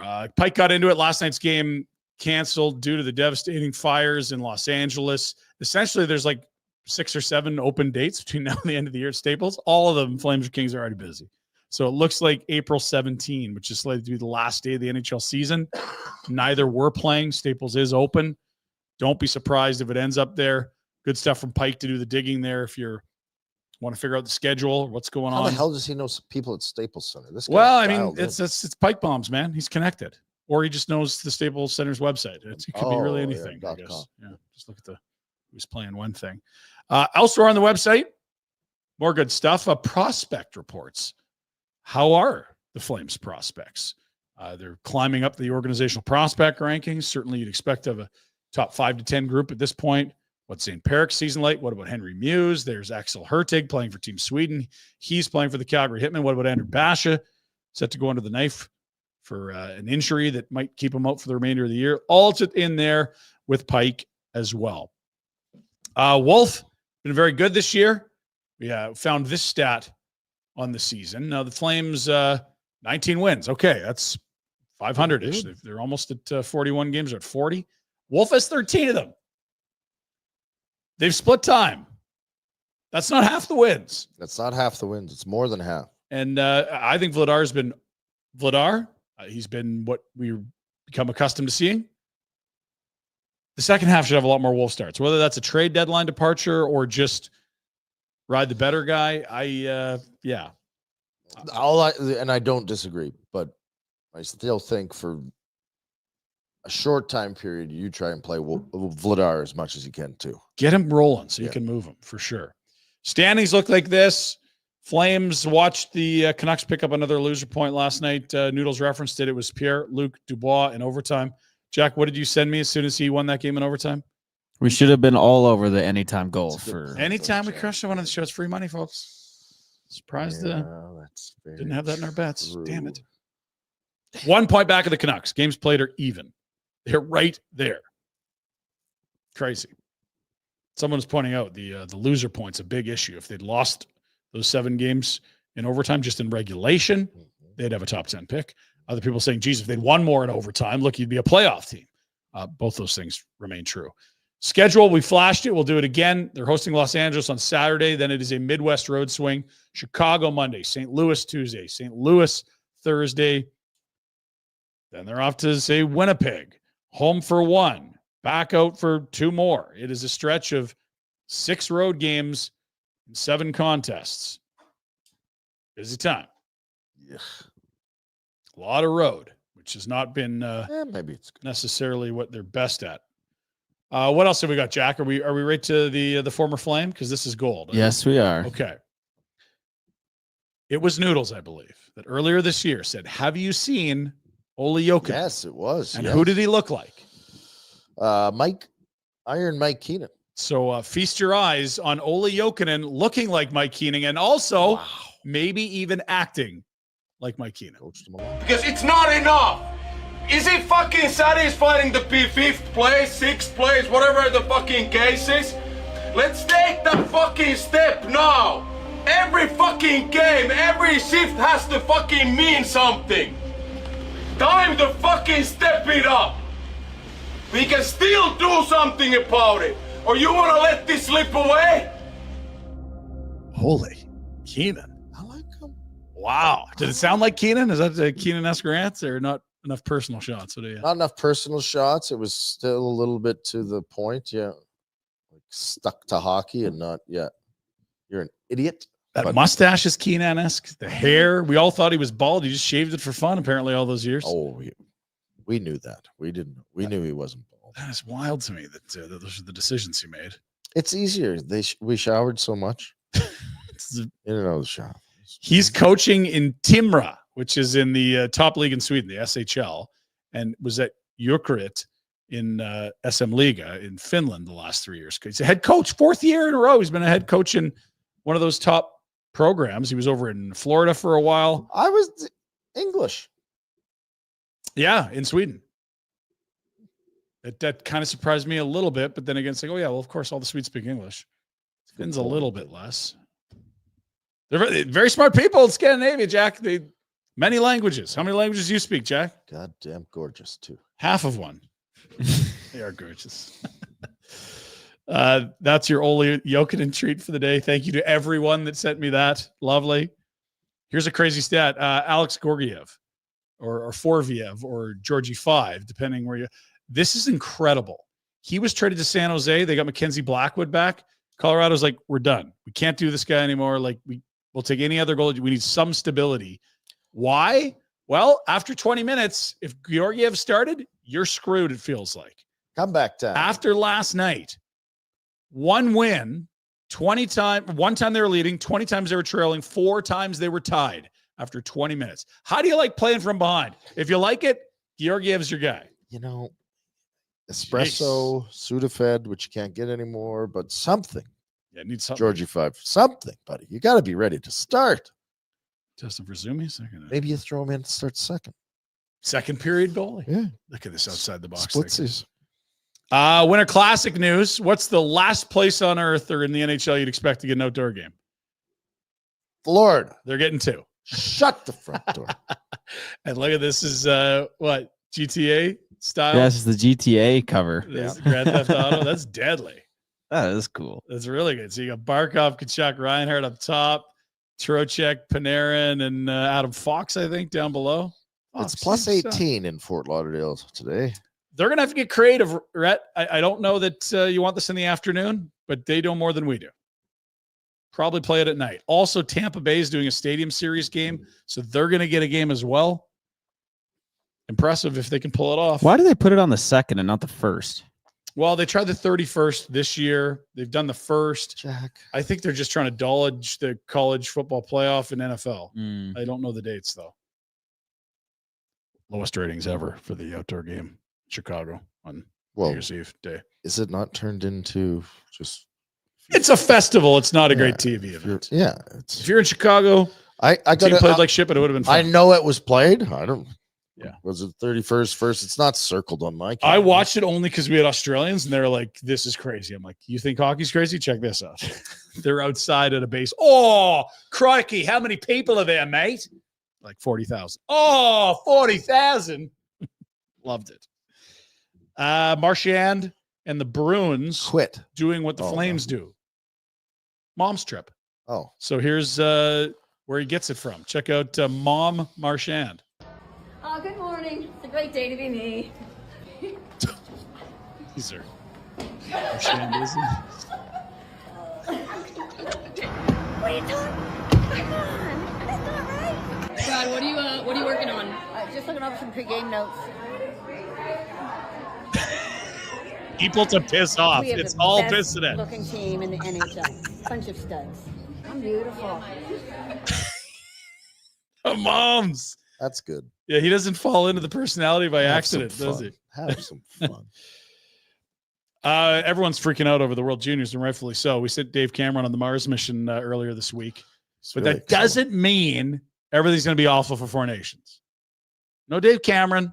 They got NHL GMs picking the players. But since the roster was announced, here is the list of top scoring Canadians. None of them are on the team. And I think this is a funny coincidence. Don't misconstrue it. But You got to read this out because this is Scheifele, 11 goals since the roster was announced. He was not put on the team. He's probably one of the most debatable omissions. Jordan Kyrie's been on fire of late, 11 goals. He's not on the team. Tavares, 10, not on the team. Hyman, playing with McDavid, although the Oilers aren't this year. He's got 10. He's not on the team. Marchessault, 10, not on the team. Velarde, 10, not on the team. Huberdeau, 9, not on the team. Tom Wilson, 9, not on the team. Tyler Bertuzzi, 9, not on the team. It's more of a funny fact. I still take Crosby, McKinnon, McDavid. I don't even know who's cats. all on the team other than the superstars. It's pretty much 4 lines of superstars and a couple checkers. But yeah, it's that does probably more just show the depth of Canada than any glaring omissions. You'd think Scheifele would have a chance, but not a great defensive center. We'll see. Okay, that's what Cameron and his crew did, though. Anyway, he's not like Scheifele's not one of your best 9 scorers. I don't mind Anthony Cirelli over him, but again, it's a philosophical debate. That's what we got mad about. No, we left them leaving their best players at home. The team. That's not McKinnon there. Tonight, NHL games, lots. Pick one that you like, Rhett. No Flames. I particularly am curious about 2 of them. I like Leafs, Carolina, the Freddie Anderson Bowl. I think he's back skating with the team. And Colorado, Minnesota. That's a nice Central Division clash. Devils Rangers actually could be unreal. Too. I mean, anytime I can get me some New York Islanders and Lou Lamoriello, I'm all in, especially a late start like that. Whoo, got you baby. feeling good, yeah. So Isles in Vegas on the Strip. Okay. Can't wait. Colorado Mini's the best game of the Crosby McDavid, fellas. I don't give a shit. Yeah. Does Crosby get up for these ones? I feel like he did. I think I'm chasing some Crosby shots. I feel like they get blown out every time they play this team. So. I think Crosby goes, but they lose. That's kind of how it with the tail of the tape. Sounds right. All-star news from the American Hockey League. Congrats to these 2 Calgary Wranglers. Told you before. Oh, Cooley did make it. I was wondering if he was. Devin Cooley, Rory Cairns. They're apparently having by far and away the best goalie in the American League. He gets to go to the All-Star game. He's got no neck. Not in that photo. Or which of them? Yeah, bad camera angles. Bad angles. Maybe good. Congratulations, fellas. Good work, boys. Big bonuses. Now, here's the thing, Rory. Hey, would you be okay missing the All-Star Classic? Do I get my bonus? We're going to be paying you NHL money every day. Well, that's what I would be telling him if I was Connie. We'll see what happens if there's a call-up later. It's all business there. I don't mind these graphics either. Like chubby cheeks there. Kind of looks like Ryan House. I don't like that picture. Let's go to the next one. Let's move on. Cooley had a better one. It's massive. Does he have a neck in this one, Jack? Yeah, that looks dead. Look at the eyes. Ooh, he's intimidating. He's a mean bastard. Congrats to those fellas. Giggling and laughing. Calgary Hitmen history yesterday. All the great players in the history of the Calgary Hitmen. You got your Lads, your Getzlaffs. Ben Kindle, franchise record, 21 game point streak. It's a lot of games. It's like Ryan. What, a third of a WHL season? That's incredible. My kid's roommate from the Hat, he played in that game as well. Really? Pavel Brendel held the record a quarter century ago. Get out of here, Pavel. You lazy prick. You were lazy. He's a good scorer, though. Talented, but did he shoot it? Also, the Congratulations, Hitmen, bunch of monster ads as well at the deadline. This is they're shaping up to have a very fun spring at the Dome with the Hitmen if it's not going to be one for the Flames. NFL, we're here. Wild card weekend. Interesting stat on underdogs. Here it is. Okay, so underdogs don't do well on wild card weekend. They lose more than they win, but they're supposed to lose more than they win. 69 and 105 all time. An average of 1.5 upsets a year. So if we had to pick one underdog to win, we can go through that exercise. There's been one underdog every year that's won in the wild card round for 40 of the last 46 years. So probably pretty much a guarantee there'll be one upset here. Pick a team on the board getting points that could win upright. Houston's a dog by 3, Pittsburgh a dog by 10, Broncos 9-point dogs. 4.5-point dogs are the Packers in Philadelphia. Washington gets 3 points in Tampa, and it's a 1-point dog, the Rams, Monday night against the Vikings. Give me Washington. Don't mind that. Washington. Daniels puts on a show. I could see that happening. I feel like that's... I like the Rams Monday night. I feel like it. I know it is technically when you're saying dogs. Yeah. But 1 point isn't enough for me. It's the easy answer. Yeah. I also think it would be very Chargersy just when everyone thinks they're a really good team to go lose to Houston as well. I'll say Houston. And I don't think the Packers are a bad pick either. No, they haven't looked good at the end of the year. They haven't, but again, in a shootout, could it happen? Yeah. They played in week 1. It was shootout. Philly at home. Yeah, give me I Washington. like Philly more, but Washington or Houston. I know I picked 2, but sorry. I'll take the Rams. Stay away from my Chargers, you jerks. Let's keep moving. What else we got in the NFL? Oh, yeah, there's teams that haven't won a Super Bowl that are in. Is this their year? You'd be familiar with a few of these teams, right? Oh, there they are. Let's look at that. Bills, Lions, Chargers, Lions. One hell of a final. Yeah, I would watch that. I'll watch anything, I suppose, though, if it's a Super Bowl. Texans and Vikings also winless all time, as are my beloved. I say one of those teams wins the Super Bowl. Please, yeah, do that. No more Chiefs. So sick of the Chiefs. Jack, are they the new Patriots yet? Or are they worse? Oh, yeah, they definitely are. Okay. They're going to be better than the Patriots. Can I find a way to bet that? Bet what? One of these teams to win. Yeah. Just go future, Super Bowl. All right, let's do it. Yeah. That'd be a heck of a little, they build some things in there. First time Super Bowl winner? Yes or no? I like that bet. Or just bet them all individually. I think I bet the Bills to win already. So. Bet you do. You tied it to some basketball game in September. Lehigh Valley. That's right. Whoops. Sorry about your luck the other night. What? Well, the shoveler, I don't know if you saw this. She found your man cave. Shit. Because this is, this is the back. Back of the house. Look what Rhett's built here. Oh, what? Yeah, there's the padlock, but where's the door? Oh, Rhett, you dirty dog. Look at this man cave. Get out of there. Ladies, not yours. No girls allowed. Oh, the big screen, Rhett. It's a nice screen. Good setup there. I'm going to build one of those. Shoveler must think you got another job or something the amount of time you're spending in that man cave. Good work. This is particularly appropriate for our show. Antonio Brown, man of motivation. Every day is a half day if you bleeping leave. Yeah, it's true, AB. Every day really is a half day. You get those calendars, or you just flip every day is a new. I think he's got to put one of those. Motivational quote. You really want to get out today? Just pack your ass. Walk out the door. I like that. What a guy, eh? Boy, Antonio. CT ESPN's really blowing up. He's done some stuff. He's doing well lately. Did he announce his winner, the blank of the year? Oh, yeah. He did a whole award show. It was like the highest streamed video on X ever. Who won it? Well, there was multiple awards. I don't really want to say the names of the awards, but that's fair. Good. I think we should just keep play it. What are you talking about? You like cereal? No. You like milk? Boomer does. Check out his kitchen. This is wild. Like, because you're entertaining over the holidays. You drink up the milk and then a glass, right? Dip a cookie, go get it. Maybe a dash or some tea. Isn't that handy? No, that's gross. That's not gross at all. There's nothing gross about it. It's disgusting. Been hawking lubes in that sink for all winter. No, that's gross.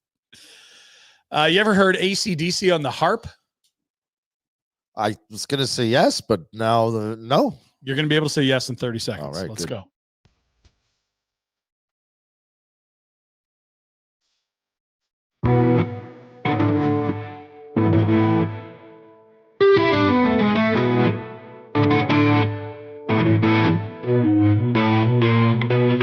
I like it.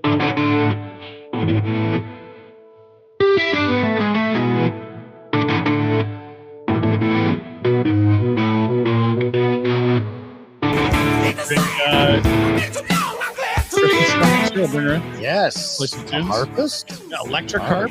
I love Jack, you in? Yeah, let's do it. You a harpaholic? I don't even know what that is. A harp. What? That's the instrument. Go back. I know what it is, but I've never seen It's that. not a before. It's traditional like harp. It's not usually plugged in. If you looked in the background, she had a traditional harp. Yeah, but is it a harp that have that many? What makes a traditional harp? Well, look in the background. I'll show you. That's It's a bunch of strings. See the very back there behind her? That's a traditional. Yeah. Oh yeah, Right? The harp. Anyway. Jack, you just learned about harps today. that's fancy. Thank you, Ryan. Rhett, your bike moves are getting pretty good. I got to tell you. Didn't Been know working on it. you had these skills because we've seen you wheeling Well, I in got these traffic, bike lanes. doing So the pop wheelies. So here we go. Check this out. Gosto de fazer pouco sem contar na minha xereca. Good.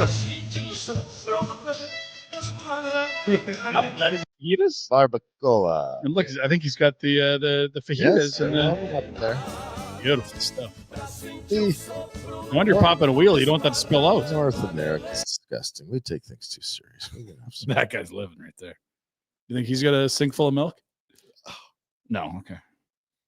More bike tricks. I didn't know you were doing deliveries. They have those delivery car guys Well, I got to with do delivery motors.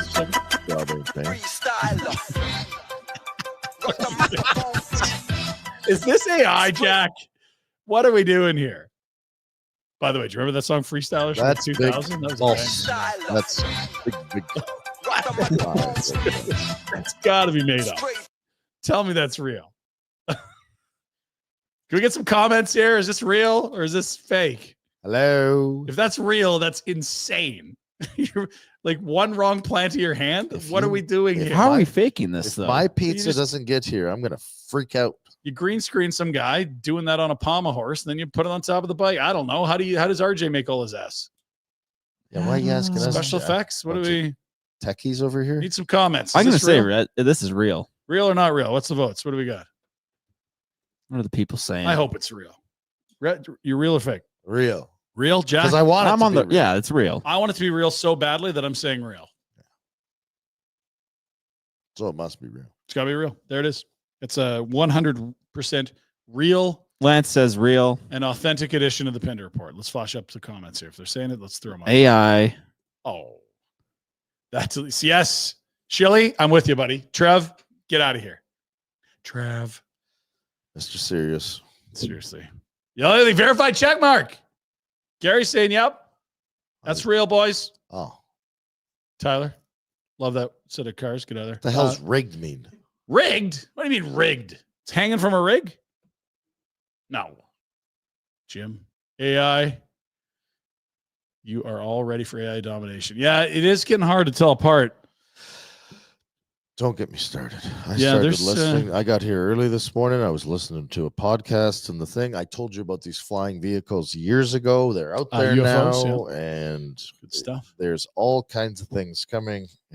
I'm just excited that we're now at a time in society where no one knows what the truth is because people just, oh, look, here's the proof. Oh, well, on this side, oh, but look, here's the What proof. was the old saying? There's no more Believe truth. None of what you hear, of half of what you see. Now you can just believe nothing. You just can't believe anything. Have you guys tried the Twitter AI? I love it. You so use it a much. lot. Yeah, I was telling the boys the other day.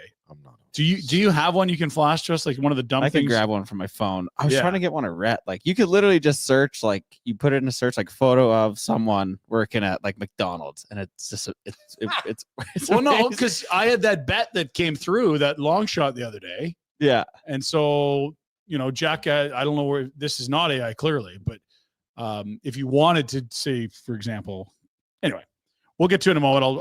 We'll carry on that conversation. I do want to thank our pals at Village Honda for all the new here on the Pinder Report. Village Honda, Northwest Auto Mall, villagehonda.com, your dealership for life indeed. Also, all makes, all models, and all budget for pre-owned vehicles, over 90 on site, access to 500 plus in the dealer group. Whatever you're looking for, they've got it for you. Definitely worth the trip. Village Honda, the Northwest Auto Mall. Okay, so what is it called? Grok? That's the AI that... I think it's called Grok 2. Okay, so Grok 1 was the first AI on Twitter/X, and now Grok 2 is the latest AI engine. Okay. So you can type in anything like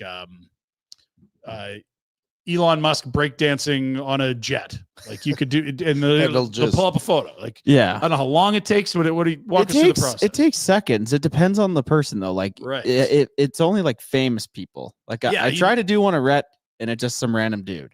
Not famous enough. Wasn't famous enough. There was not enough photos of you. You weren't making it. You know what it probably is? It's all the photos you get a shield or a helmet or something in the way, a stick. I'm also not on any social media, so no, it's not only that. Yeah, I don't really know what the cutoff would be for that, but once AI gets better, it'll figure it out. We'll get that soon. Great. But anyways, you just type in, give me a photo of. So if you wanted to put a photo of, hey, my buddy's, well, I don't want to say it. You could really sewer someone, is my point. Jerome McGinley wearing the silver medal at the Salt Lake Olympics, and then send it to him. Like you could really mess with people, right? Yeah, within seconds. Way worse than that. Yeah, I'm just trying to clean it up for you. So, you have an example for us, Jack? Well, no, I don't have one on my phone. They're on my phone. No worries. I'll pull them up. We'll do it tomorrow. Let's do the bets. Let's get to our. You know what? Pull it up while we're doing the bets if you can, because there's one that fits in very nicely here. We get to our bets of the day for our good pals at Bet365. It's the world's largest sports betting platform. What else do you need to hear? That's it. Unbelievable. Well, you could hear code. Yeah, Code Nation. You got to get that when you open your account. Huge range of markets. Rhett will be illustrating that today. Whatever the moment, it's never ordinary at Bet365. Okay, so where did we both put some wagers in today? I'm on some hockey. You're on the other. Let's start with Rhett. I'm on everything. Because I'm a really sports fan. I don't care about crocodiles and money's green. That's what you're trying to get here. Yeah. Right? So, 1 second. Oh, we're okay. Wait for what? Are you gonna do the AI thing first? No, I'm just. Oh, you're just. I'm trying to get him to do 2 things at once, which is hard for him because he's got one computer and he needs. What in this high tech? There we are. Okay, Rhett, walk us through your picks here. College football is a big deal. It is, especially south of the 4-now border.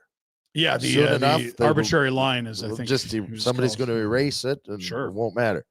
Apparently, I like Notre Dame, and Ohio State absolutely snot bubbled the Oregon Ducks last. Hammered. Were they up like 34? Crushed them. The Ducks were undefeated. You think that Ohio State's going to lose now? Not a chance. Rolling 2-leg parlay.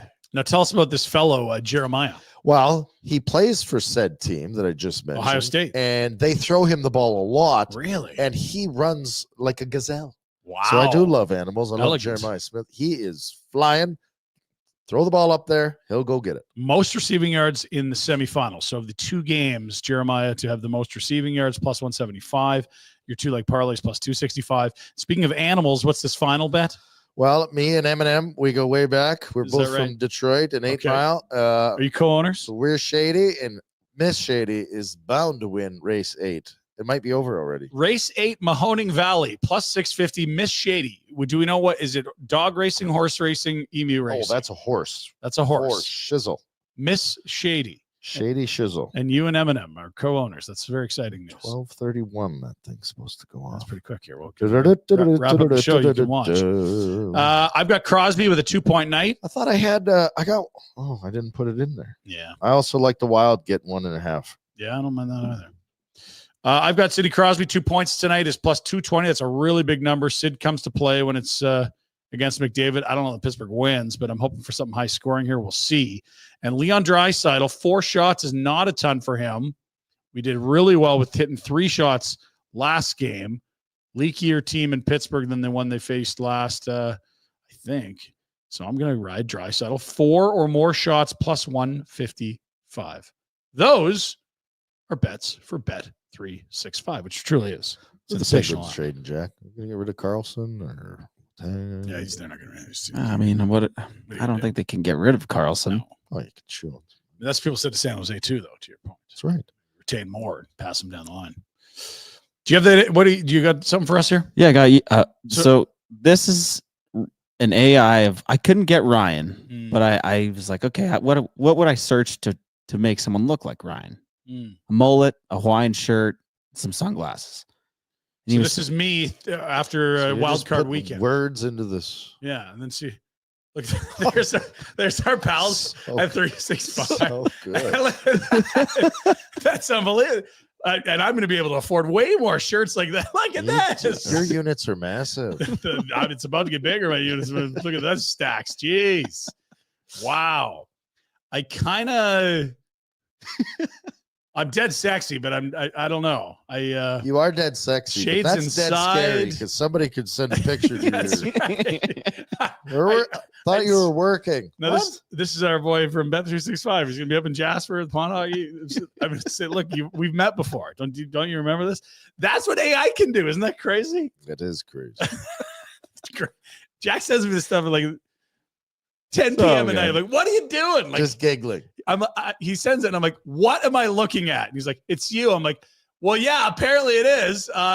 What's going on? You said you needed to make a deposit, so there it is. That's a withdrawal. I'm taking that. No, you're giving them all. What? Oh, come on. You see my picks? Let's go. All jokes aside, big thanks to Bet365. Tons of fun. Game on TV tonight. Put a toonie down on the next goal. I can spice it up a little, huh? All right. You're not coming to Jasper. You're a quitter. You're not a team player. Jack is. He's not a quitter, and he is a team player. If Boom's not vomiting and diarrheaing, he'll probably be up in Jasper as well. RJ there. We're rounding out the team. And, one of our great sponsors jumping on for our awesome pond hockey tournament is Booster Juice, the proud puck partner for the Jasper Pond Hockey Tournament, January 23rd to 25th on Lake Mildred. Millie. Oilers Nation against Flames Nation. Oh, got physical. Wasn't quite Oilers Flames of the 80s, but close. It's powered by Booster Juice. Visit a location today to refuel, refresh, and re-energize, or download their new Booster Rewards app. You can earn, order, enjoy, all that. Booster Juice. Get that app today and start earning berry points for the delicious and nutritious smoothies, drinks, and food that'll get you through the day. So we're excited to see Booster Juice and those pucks up there. Except for you, Quitter. I don't play hockey. Did you? You retired. Got it. Who's confirmed to be on our team? Is it just me, you, and RJ at this point? I'm not on trial right now. I will talk about it tomorrow. Shut up, Jack. Is Seravalli making a trade, or you can? I want to add Rose. Do you want to pick he's making him a up? trade? I'll trade Moss for Rose. So we could use a little grit. Yeah. No Flames till Saturday. We'll be back tomorrow. It is Hawaiian T-shirt day. Join us then. Hopefully Boom's feeling better. Thanks for hanging with us and to all the sponsors. Jack, don't be so down on the Steelers, okay? Okay. 10 points. The chat's going crazy, Rhett. We need a top 5 today. Rhett's top 5. It's been way too long. Fire away. Top 5. Top 5 things I've cooked this week. You are hungry. I knew you were going food. Beef barbacoa. Beef barbacoa? Yes, indeed. Delicious. Man. What's the special? Basically doing my own chipotles. Oh, yeah, it's good. Yep. Very, very good. Boom wouldn't like this. But the shoveler threw together a meatloaf, and it was phenomenal, which sounds gross, but I like it. A good meatloaf is very nice. Good meatloaf. Yep. What was the other thing I made the other day? Number 3. Number 3. Doesn't have to be complicated. Maybe it's just a big bag of popcorn bowl. Well, we did. My kid has officially become a popcorn aficionado, and he rubs it into my old man's face every time. He sends a picture of his bowl of popcorn. Really? Cornaholic. It's hard not to take a couple handfuls every time I walk by. Okay. Corn 3, 2. Number 2. It's in my head. Like I can see it in the fridge. I made jambalaya last night, and that's number 1. It was unbelievable. Like phenomenal, unbelievable. And is it still rye January? Did you make an old fashioned? No, I haven't made any drinks since it's not really a food group. Not really a food group. Oh, I made meatballs. Meatballs are always good. What's the special ingredient? Breadcrumbs? Love. Love. Good answer. This one has the most love in it. They love your balls, Rhett. They really do. We'll see you tomorrow, buddies. Thanks for being with us. That'll do it. Yeah. Oh yeah.